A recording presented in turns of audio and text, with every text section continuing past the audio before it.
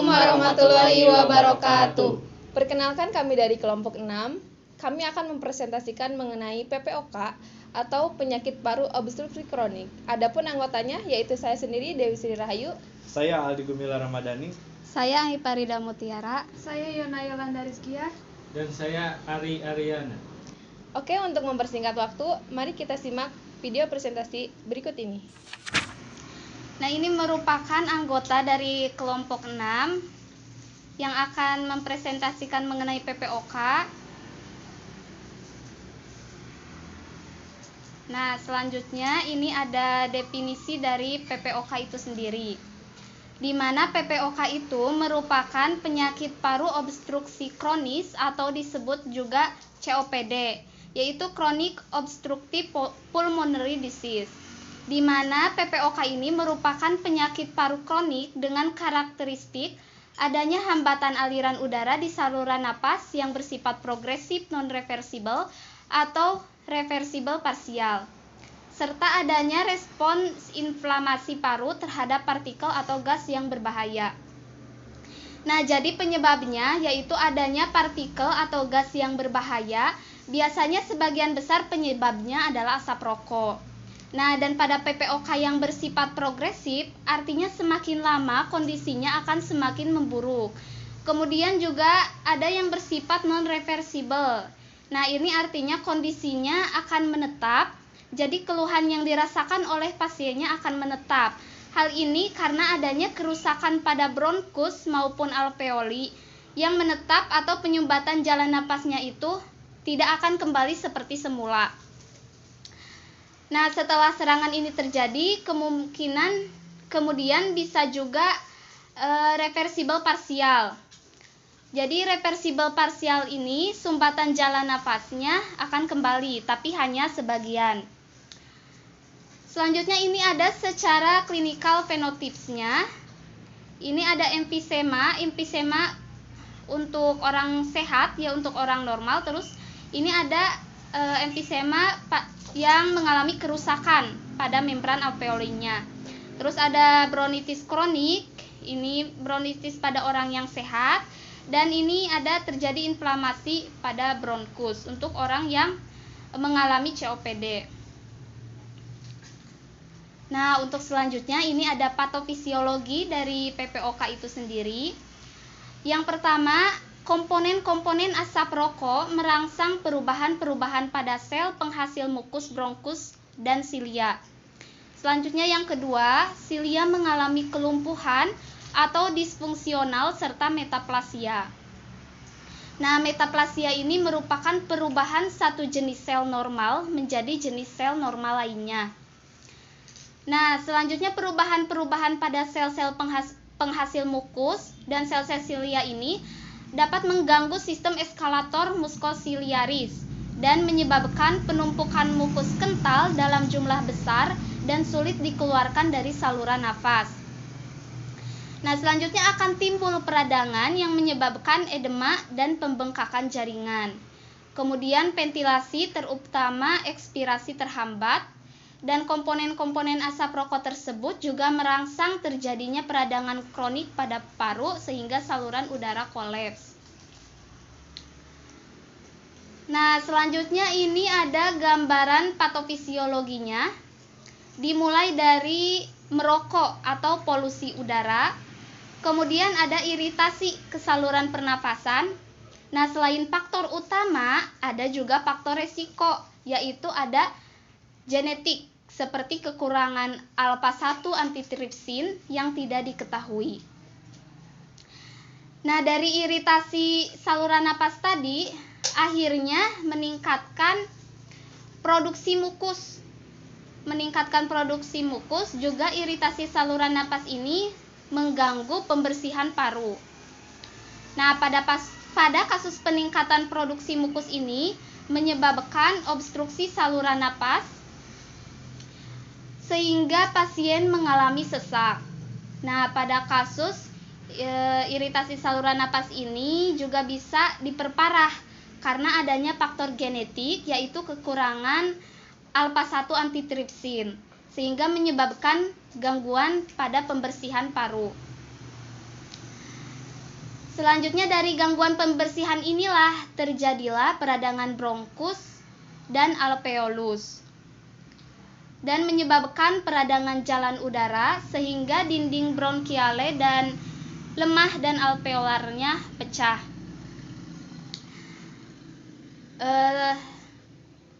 Sehingga ekspirasi saluran udara yang kecil akan kolaps. Kemudian peradangan jalan udara ini bisa mengalami hipoventilasi dan menyebabkan bronkiolitis kronis. Nah, ini ada klasifikasi PPOK. PPOK ini diklasifikasikan menjadi PPOK ringan, sedang, dan berat. PPOK ringan ini mempunyai gejala klinis yaitu dengan atau tanpa batuk, dengan atau tanpa produksi sputum, sesak napas derajat 0 sampai derajat 1. Untuk spirometrinya, ini PEP 1-nya lebih dari 80%. Ini masih bisa dikatakan normal spirometri, secara spirometri. Nah, selanjutnya ini klasifikasi yang kedua, ini ada PPOK sedang. Nah, gejala klinisnya dengan atau tanpa batuk, dengan atau tanpa produksi sputum, sesak napasnya derajat 2, artinya sesak timbul pada saat aktivitas. Dengan spirometrinya PEP 1 atau KPP-nya kurang dari 70%. Nah, selanjutnya ini ada PPOK berat. Mempunyai gejala klinisnya sesak napasnya 0 sampai derajat 3 atau 4 dengan gagap nafas kronik. Selanjutnya eksaserbasinya lebih sering disertai komplikasi kur pulmonal atau gagal jantung kanan. Dengan spirometrinya PEP 1 atau KPP-nya kurang dari 70%. Selanjutnya ada manifestasi klinik atau gejala dari PPOK tersebut. Gejala awal PPOK ini menurut Meek and Petraeus 2016, ini gejala awal PPOK yaitu sesak napas saat beraktivitas bahkan saat istirahat, batuk dan dahak juga ada. Nah, selanjutnya menurut National Heart, Lung and Blood Institute tahun 2017, beliau menyebutkan bahwa ada beberapa tanda dan gejala PPOK yang muncul pada pasien. Di antaranya ada sesak napas, terutama pada saat aktivitas fisik, mengik, dada sesak, batuk kronis yang bisa menghasilkan lendir atau sputum yang mungkin jernih, putih, kuning, atau kehijauan. Selanjutnya kuku jari akan sianosis. Ya, sianosis itu merupakan kondisi ketika jari tangan, kuku, dan bibir tampak berwarna kebiruan karena kurangnya oksigen dalam darah. Nah, selanjutnya ini ada kekurangan energi. Selanjutnya penurunan berat badan yang tidak diinginkan. Ini terjadi pada tahap selanjutnya. Nah, selanjutnya ada bengkak di pergelangan kaki, ujung kaki, atau telapak kaki. Selanjutnya ini ada diagnosis dari PPOK itu sendiri. Nah, diagnosis PPOK ini menurut Gord yaitu ada gejala dan faktor resiko. Gejalanya yaitu sesak napas, batuk kronik, dan sputum. Kemudian ada faktor resiko yaitu rokok, pekerjaan, polusi di dalam dan di luar ruangan. Berdasarkan gejala dan faktor resiko, ini perlu dilakukan pemeriksaan spirometri. Pemeriksaan spirometri ini bertujuan untuk memastikan diagnosanya. Nah, selanjutnya pada spirometer ini ada ukuran-ukuran yang disebut FEV1 atau Force Expired Volume in 1 second dan FVC atau Force Vital Capacity. Nah, FEV1 ini spirometri pada orang yang sehat ini biasanya ini dimisalkan ya, FVC-nya 5 liter. Nah, misalnya ketika orang normal itu diminta untuk menghirup udara sekuat-kuatnya, maka total FVC-nya itu adalah 5 liter ya, katakanlah 5 liter ya.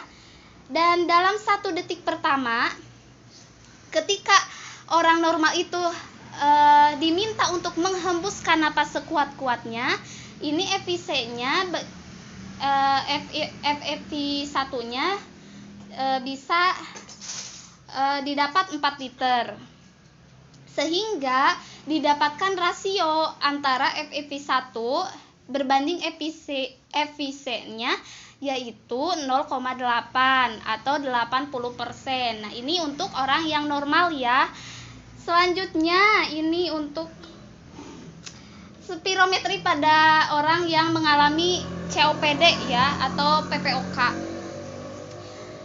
Biasanya orang yang mengalami PPOK itu kalau ia diminta menghirup napas sekuat-kuatnya, katakanlah ia hanya bisa menghirupnya sampai 3,2 liter, tidak sampai 5 liter seperti orang yang normal. Kemudian ketika ia diminta untuk menghembuskan napas sekuat-kuatnya, pada orang yang mengalami PPOK, ia hanya bisa menghembuskannya 1,8 liter, sehingga didapat rasio atau perbandingannya 0,56. Nah, 0,56 ini sudah menggambarkan adanya obstruktif atau obstruksi. Nah, jadi obstruksi bisa dilihat dari angka berapa persen FiV1-nya berbanding dengan FVC-nya. Nah, itu akan menjadi bagian yang penting dalam mendiagnosa PPOK. Nah, ini ada diagnosa lanjutan. Pada diagnosa lanjutan ini perlu pemeriksaan darah lengkap, kadar teopilin. Ini kadar teopilin bila sebelumnya dengan obat tersebut ya, dan kultur sputum. Selanjutnya ada anamnesis. Di antaranya ada riwayat merokok atau bekas perokok dengan atau tanpa gejala pernapasan, riwayat terpajan zat iritan di tempat kerja, riwayat penyakit emfisema pada keluarga, terdapat faktor predisposisi pada masa bayi atau anak. Selanjutnya ada batuk berulang dengan atau tanpa dahak dan sesak dengan atau tanpa bunyi mengik. Nah, selanjutnya ini ada pemeriksaan fisis. Nah, pada awalnya pemeriksaan fisis bisa normal. Tahap lanjut tanda-tanda hiperinflasi yaitu ada dada cembung atau dada tong ya, seperti ini ya gambarnya. Terus setelah iga melebar, hipersonor, suara napas melemah, sianosis dan jari tabuh. Nah, ini seperti ini. Selanjutnya ini ada pemeriksaan radiologi. Nah, pada awalnya pemeriksaan bisa normal. Tahap lanjut tanda-tanda hiperinflasi yaitu paru lebih lusen. Ya, ini gambar di sininya ini untuk paru-paru yang untuk orang yang normal. Terus ini dadanya lebih lusen ya, atau sela iganya melebar. Ini untuk yang adanya hiperinflasi, adanya tanda-tanda hiperinflasi. Terus diafragma mendatar, jantung menggantung atau pendulum. Nah, selanjutnya ada pemeriksaan faal paru. Ini bisa dilakukan dengan pemeriksaan spirometri PEP1 atau PEP1 KPP. Terus ada penunjang diagnosis, evaluasi pengobatan, dan menentukan prognosis. Selanjutnya ada diagnosis banding PPOK. Untuk diagnosis banding PPOK ini ada asma, gagal jantung kongestif, bronkiektasis, tuberkulosis. Terus ada obstruktif bronkiolitik, difus bronkiolitis. Nah, ini ada diagnosis banding PPOK dan asma. Nah, ini merupakan gambaran perbedaan antara COPD dengan asma, di mana pada PPOK atau COPD ini biasanya terjadi pada usia lanjut di atas 50 tahun. Nah, kalau misalnya ada pasien muda 20 tahunan kemudian sesak napas, Itu kemungkinan besar bukan PPOK. Kemungkinan besar itu adalah asma ya, karena PPOK itu kan terjadinya pada usia 50 tahun. Nah, sedangkan pada asma ini onsetnya kadang-kadang pada anak-anak atau bahkan pada bayi. Kemudian pada PPOK ini simptomnya atau gejalanya itu tidak langsung berat, tapi pelan-pelan. Sedangkan pada asma ini gejalanya bisa bervariasi day to day. Pada PPOK gejalanya pelan-pelan, namun kemudian ya bisa progresif ya atau meningkat. Tapi pada asma ini biasanya gejalanya bisa memburuk pada malam atau dini hari. Nah, ini gejala ini merupakan ciri khas dari asma ya yang tidak dijumpai di PPOK. Kemudian pada asma ini ada gejala yang erat kaitannya dengan alergi, rinitis atau eczema atau eksim ya, dan biasanya juga ada riwayat dari keluarga itu sendiri. Tetapi pada PPOK ini biasanya untuk riwayatnya hanya perlu ditanya riwayat merokoknya. Pada PPOK ini hampir 80% ya pasiennya itu perokok aktif dan sudah lama merokoknya. Selanjutnya ini ada metode assessment untuk menggambarkan keparahan dari PPOK itu sendiri. Yang pertama ini ada COPD assessment test di mana ada satu alat ukur semacam kuesioner yang harus diisi oleh pasien, jadi bisa ditanyakan kepada pasien ya untuk mengukur seberapa parah gangguan PPOK-nya. Nah, sebagai contoh di sini ada angka 0 ya yang menggambarkan ini positif, artinya si pasiennya masih bisa dikatakan normal. Di sini ada never cough, saya tidak pernah batuk. Nah, kalau misalnya emang tidak pernah, kita bisa kasih nilainya 0 ya. Selanjutnya yang kedua, ini artinya tidak ada mukus di paru-paru saya. Nah, kalau misalnya tidak ada, bisa dikasih skor 0 atau nilainya 0. Ada juga yang paling berat. Nah, di sini ada yaitu artinya dada saya seperti penuh dengan dahak. Ini bisa kita kasih nilai 5 ya, skor 5. Jadi bisa dilihat apa saja pertanyaannya. Kalau dia semakin tinggi skornya, misalnya nilainya 5 semua, itu berarti sudah berat banget ya. Nah, pada CAT ini ukuran di atas 10 aja, ini kan totalnya pertanyaannya ada 8 ya. Kalau 5 semua itu kan udah 40 skornya. Nah, CAT dengan skor 10 ke atas atau lebih dari 10 itu sudah menggambarkan gejala PPOK yang signifikan. Semakin tinggi skor menunjukkan keparahan yang meningkat. Nah, jadi CAT lebih dari 10 ini bisa menunjukkan gejala COPD atau PPOK yang signifikan. Selanjutnya ini ada, selain ada CAT, ini juga ada yang namanya MRC. Ini menggambarkan adanya gangguan pernafasan.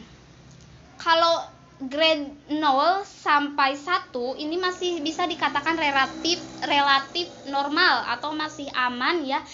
Nah, ini kan pernyataannya, saya hanya merasa susah bernapas kalau habis olahraga yang berat. Nah, itu masih bisa dikatakan normal. Kemudian ini grade 1, pernyataannya saya terengah-engah ketika terburu-buru berjalan atau naik tangga atau naik ke jalan yang menanjak. Nah, itu kan masih juga bisa dikatakan normal ya. Setiap kita naik atau terburu-buru dalam berjalan, kemudian naik tangga atau naik ke jalan yang menanjak, itu kan suka terengah-engah, yaitu masih relatif normal ya. Tetapi ini pada grade 2 pernyataannya saya berjalan lebih lambat daripada orang lain seumur saya karena saya terengah-engah. Nah, kalau sudah seperti ini, sudah menjadi tanda-tanda yang mana MMRC grade 2 ini lebih menunjukkan tanda COPD yang signifikan. Karena pada usia seumurannya, saat ia berjalan tapi lebih lambat daripada orang yang normal yang seumuran dengan dia, itu dikatakan adanya tanda-tanda COPD atau PPOK. Selanjutnya ini ada kombinasi dari data-data tadi. Jadi hasil dari spirometri itu nanti akan ada beberapa ukuran. Tadi kan dikatakan yang normal itu 80 ke atas ya. Tapi kalau sudah 50 sampai 79 ini akan masuknya ke grade atau GOD 2. Kemudian 30 sampai 49 ini masuknya ke GOD 3 dan kurang dari 30 FEV 1-nya ini masuknya ke GOD 4. Kemudian dilihat dari riwayat masuk ke rumah sakitnya, dilihat dari MMRC-nya dan CAT-nya, maka kita akan mengenal ada 4 kategori pasien PPOK, yaitu ada A, B, C, dan D. Nah, untuk lebih memudahkan di slide selanjutnya. Nah, ini ada penjelasan yang lebih dapat dipahami ya. Ada pada pasien A ini mempunyai karakteristik yang paling ringan, di mana ia memiliki resikonya rendah, simptom atau gejalanya juga lebih sedikit ya, di mana klasifikasi dari spirometrinya itu GOD-nya 1 sampai 2. Eksaserbasinya kurang dari 1, CAT-nya kurang dari 10, dan MMRC-nya 0 sampai 1. Kemudian pada pasien B ini karakteristiknya resikonya rendah tetapi ia mempunyai gejalanya sangat tinggi ya. Untuk klasifikasi spirometrinya GOD-nya 1 sampai 2. Nah, jadi mengapa kita perlu memahami pengelompokan obat ABC tadi ya? Jadi agar kita bisa menyesuaikan dengan terapinya. Nah, ini untuk pasien B-nya, untuk pasien B eksaserbasinya kurang dari 1, CAT-nya lebih dari 10 dan MMRC-nya lebih dari 2. Nah, untuk pasien yang C, ini pasiennya memiliki resikonya sangat besar, namun simptomnya atau gejalanya sedikit. Eksaserbasinya juga sudah di atas 2 kali ya dalam setahun. Ini CAT-nya kurang dari 10, MMRC-nya 0 sampai 1. Nah, ada yang lebih parah lagi ini untuk pasien yang D. Ia mempunyai karakteristiknya resikonya tinggi, simptomnya atau gejalanya juga tinggi. Nah, ini GOD-nya, klasifikasi spirometrinya GOD-nya 3 sampai 4, eksaserbasinya lebih dari 2, CAT-nya lebih dari 10 dan MMRC-nya lebih dari 2. Nah, ini merupakan penggolongan dari pasien PPOK. Selanjutnya ada terapi PPOK. Nah, pemberian terapi yang efektif harus didasarkan pada hasil asesmen kebutuhan pasien secara individual untuk mengurangi gejala atau maupun resiko eksaserbasinya. Untuk terapinya ada terapi farmakologi. Nah, untuk terapi farmakologi ini dapat mengurangi gejala, resiko keparahan eksaserbasi, meningkatkan status kesehatan dan toleransi terhadap aktivitas. Kemudian sebagian besar obatnya dalam bentuk inhalasi, sehingga teknik inhalasi yang tepat sangat penting. Nah, ini merupakan beberapa obat yang banyak digunakan untuk pasien PPOK. Yang pertama ini ada golongan SABA ya, atau short acting beta agonist. Obatnya diantaranya ada fenoterol, lepalbuterol, salbutamol, dan terbutalin. Selanjutnya ada golongan dari LABA atau long acting beta agonis. Obatnya diantaranya ada formoterol, indacaterol, olodaterol, dan salmeterol. Selain golongan beta agonis, ada golongan anticholinergic. Ini ada SAMA atau short acting muscarinic agonist. Obatnya ada ipratropium bromid dan oxytropium bromid. Selanjutnya ada LAMA atau long acting muscarinic agonist. Obatnya diantaranya ada aclidinium bromid, glycopyrronium bromid, tiotropium, umeclidinium, gliopyrronium, dan revapenacin. Selanjutnya, selain dari obat-obat tunggal yang tadi, ini ada kombinasi antara SABA dengan anticholinergic atau SABA dan SAMA. Obatnya ada fenoterol yang dikombinasikan dengan ipratropium, ada salbutamol yang dikombinasikan dengan ipratropium juga. Nah, selain kombinasi SABA dan SAMA, ini ada kombinasi antara long acting beta agonis dan anticholinergic atau LABA dan LAMA. Untuk kombinasi obatnya ini ada formoterol atau aclidinium formoterol yang dikombinasikan dengan aclidinium, terus ada formoterol yang dikombinasikan dengan glycopyrronium, ada indacaterol dikombinasikan dengan glycopyrronium. Kemudian ada pilanterol yang dikombinasikan dengan umeclidinium, terus ada olodaterol yang dikombinasikan dengan tiotropium. Terus selanjutnya ada golongan metilsantins. Ini obatnya ada aminopilin dan teopilin. Ya, golongan ini tidak ada bentuk inhalasinya karena bentuknya oral. Nah, selanjutnya ada kombinasi dari long acting beta agonis dan kortikosteroid atau LABA dan ICS. Untuk kombinasi obatnya ini ada formoterol yang dikombinasikan dengan beclomethasone, ada formoterol dengan budesonide, ada formoterol dengan mometasone, terus ada salmeterol dengan fluticasone dan pilanterol dengan fluticasone furoat.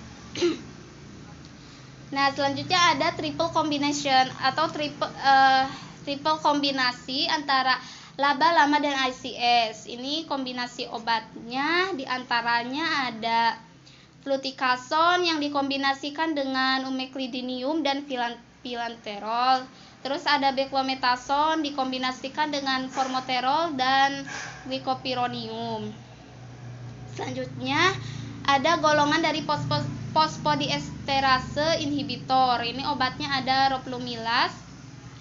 Dan golongan dari mucolytic agent, ini obatnya erdostein, carbostein, dan N-acetylcysteine. Ini semuanya dalam bentuk oral ya untuk mucolytic agent.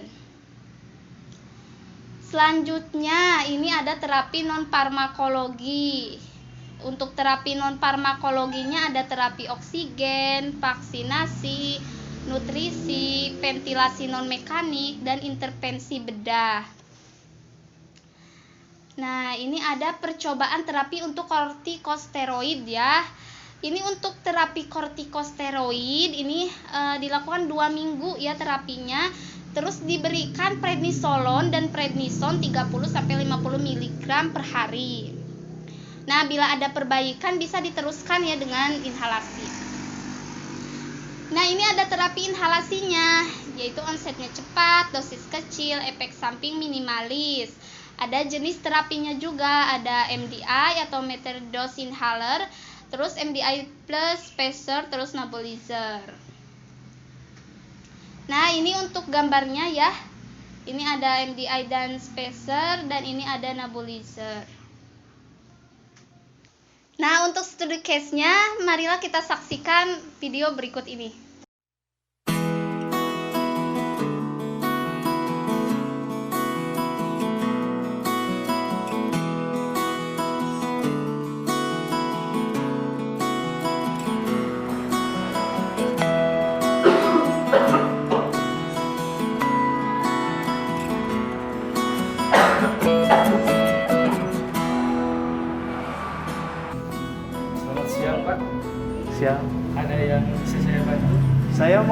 bisa ruangannya di mana ya? Oh, silakan saya antar. Iya. Duluan. Iya, Pak.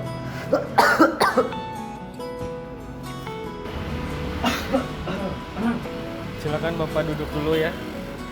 Dan ini nomor antriannya sesuai nomor antrian saja ya.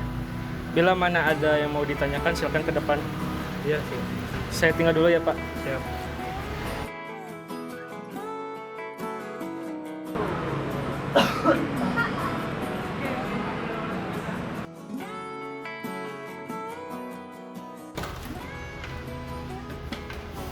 Nomor antrian 5.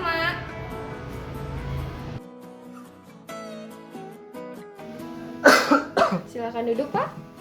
Makasih, Bu. Ya, selamat siang ya, Pak. Saya di sini rekam medisnya. Sebelumnya nama lengkap Bapak siapa, Pak? Nama lengkap Sulaiman. Sulaiman. Usia tanggal lahirnya bisa dibantu, Pak? Usia sekitar 60 tahun, lahir 1 Januari 1960 Alamatnya di mana, Pak? dari Ciberem. Oh iya, Pak. Ciberem Taman Sari, Pak. Iya, Bu.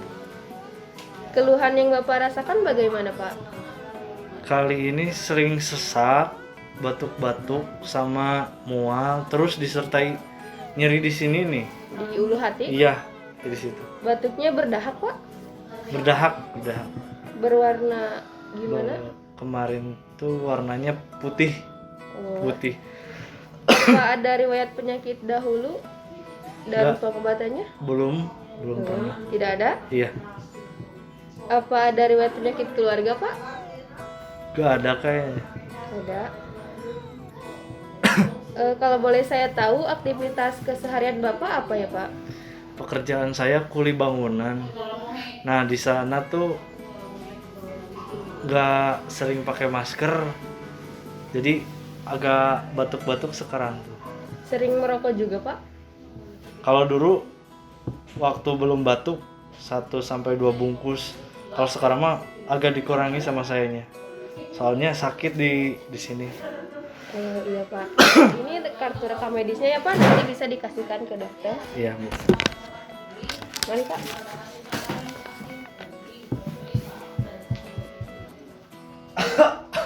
Silakan duduk, Pak. Ya. Terima kasih. Benar ini dengan atas nama Bapak Sulaiman, Iya, Bu. tanggal lahir 1 Januari 1960, Iya. usianya 60 tahun, benar? Benar. Ya. Dilihat dari catatan medisnya, Bapak seorang perokok berat, tidak pernah menggunakan masker saat bekerja, Iya. sesak napas, batuk berdahak berwarna putih, mual, muntah, dan nyeri ulu hati. Apa itu benar? Benar, Bu. Oh, iya. Mari Pak, saya periksa dulu. Iya.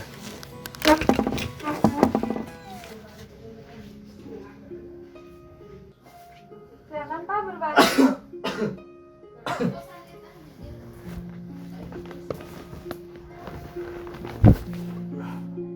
Maaf ya Pak, saya periksa dulu.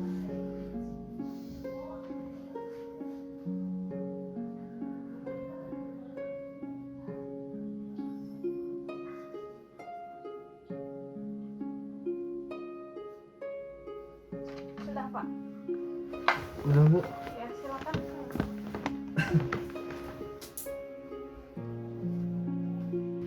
Silakan duduk Pak. Jadi begini ya Pak. Dari hasil pemeriksaan sama aktivitas keseharian Bapak, Bapak itu terkena penyakit paru obstruksi kronis. Cara mengatasinya itu kan Bapak perokok berat ya. Iya. Jadi jangan dikurangi, sebaiknya dihentikan karena itu untuk kesehatan Bapak juga. Kemudian Bapak harus makan makanan yang sayuran agar supaya nutrisi dan gizinya itu tercukupi. Ya Pak? Iya. Ya, baik, saya buatkan resep ya Pak. Iya, Bu.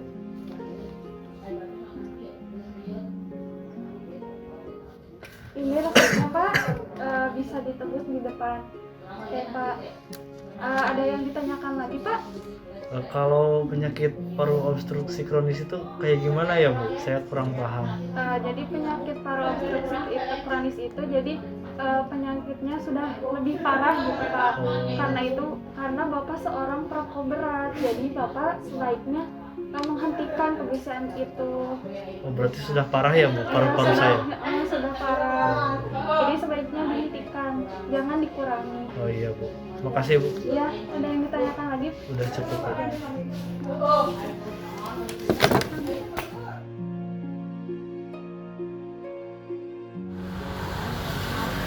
Permisi Ya.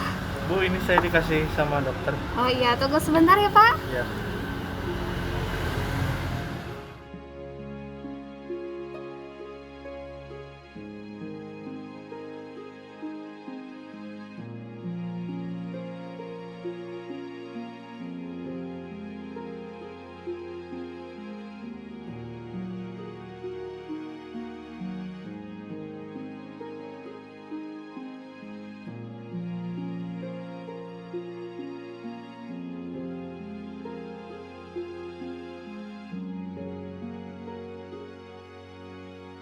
Ya, silakan duduk, Pak. Selamat siang ya, Pak. Perkenalkan, saya apoteker Farida yang bertugas pada shift hari ini. Sebelumnya Bapak atas nama Bapak Sulaiman, betul ya, Pak? Betul. Nah, dari dokter Yona ya, Pak? Iya. Apa yang dokter katakan tentang pengobatan Bapak? Saya didiagnosa mengidap penyakit paru obstruksi kronis katanya. Oh, iya. Jadi apa dokter sudah mengatakan cara penggunaan obatnya? Belum. Oh, jadi di sini saya akan memberitahukan penggunaan obat-obatnya ya, Pak ya.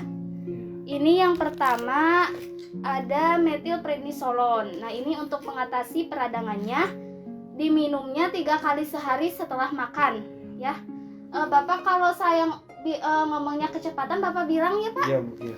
Nah, selanjutnya ini ada nebulizer Combipen. Nah, ini untuk mengatasi penyakit saluran napasnya, ya. Untuk penggunaannya Bapak sudah tahu ya, Pak? Belum. Nah, untuk cara penggunaannya, pertama buka bagian corong inhalernya, lalu sebelumnya harus dikocok terlebih dahulu, ya Pak ya. Lalu semprotkan inhalernya ke mulut. Nah, saat memakai inhaler, Bapak posisinya duduk ya, duduk tegak dan bernapaslah secara perlahan. Nah, kemudian kocoknya 4-5 kali ya untuk memastikan obat di dalamnya tercampur, ya. Nah, pegang inhaler dengan posisi berdiri, gunakan jari jempol ya untuk menahan bagian bawah inhalernya. Nah, letakkan corong ke dalam mulut lalu tarik napasnya. Ketika sedang menarik napas, tekan semprotan inhalernya ya dan tahan napas beberapa detik. Nah, ini digunakan setiap 6 jam sekali ya Pak ya. Selanjutnya ini ada lansoprazol. Nah, ini untuk mengatasi rasa nyerinya di ulu hati ya. Diminum 1 kali 1 tablet. Ini diminumnya sebelum makan ya Pak ya. Ya. Ya, dan selanjutnya ini ada asitral. Ini untuk mengatasi sakit di lambungnya ya Pak. Diminumnya 3 kali 1 tablet per hari sebelum makan. Selanjutnya ini ada tablet, ini ada obat paracetamol. Nah, ini untuk menurunkan demamnya ya Kak, ya Pak ya. Karena sebelumnya Bapak ada riwayat demam ya Pak. Iya. Keluhannya. Nah, ini diminumnya 2 kali sehari setelah makan. Nah, semua obat-obat ini disimpannya di suhu ruangan ya Pak. Disimpan di wadah tertutup dan kering untuk menghindari paparan sinar mataharinya ya. Nah, selanjutnya Bapak apa perlu saya bikin catatan Pak? Enggak, ngerti deh. Iya. Kalau sudah jelas berarti sudah jelas ya Pak. Ya. Kalau sudah jelas, apa ada yang ingin ditanyakan? Jelas. Nah, ini obatnya Pak. Nah, dan untuk pelaporan konselingnya, Bapak mohon tanda tangan di sebelah sini ya Pak ya. Nah, terima kasih ya Pak. Iya Pak, ada yang ditanyakan kembali? Tidak, Bu. Ya, Terima udah. kasih, Bu. Iya, semoga lekas sembuh ya Pak ya. Pulang, Bu. Iya. Terima kasih, Bu. Iya.